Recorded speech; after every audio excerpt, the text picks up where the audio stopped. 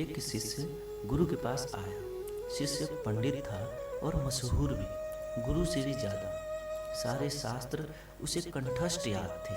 समस्या यह थी कि सभी शास्त्र कंठस्थ होने के बाद भी वह सत्य की खोज नहीं कर सका था। ऐसे में जीवन के अंतिम क्षणों में उसने गुरु की तलाश करनी शुरू कर दी।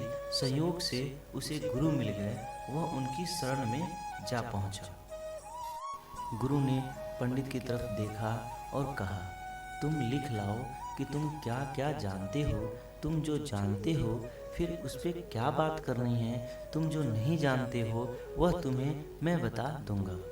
शिष्य को वापस आने में लगभग 1 साल का वक्त लग गया, क्योंकि उसे तो बहुत से शास्त्र याद थे।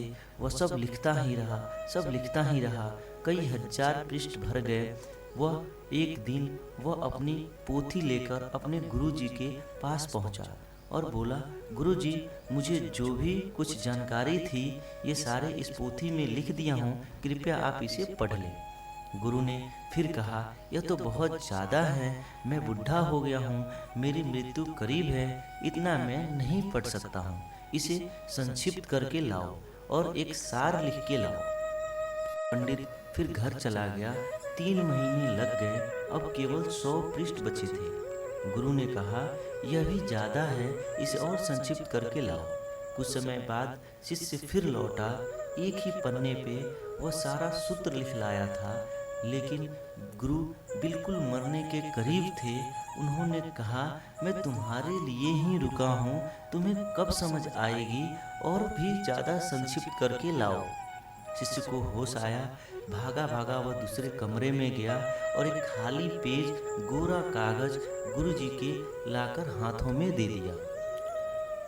अब गुरुजी बोले, अब तुम मेरे शिष्य हुए, मुझसे तुम्हारा संबंध हमेशा बना रहेगा। कोरा कागज लाने का अर्थ हुआ, मुझे कुछ भी नहीं पता है, मैं ज्ञानी हूँ। जो ऐसा भाव रख के गुरु के पास जाएगा वही असली शिष्य होता है। इस कहानी से हमें यही निष्कर्ष मिलती है कि गुरु तो ज्ञान प्राप्ति का प्रमुख स्रोत है। उसे अज्ञानी बनकर ही हासिल किया जा सकता है। पंडित बनने से गुरु नहीं मिलते।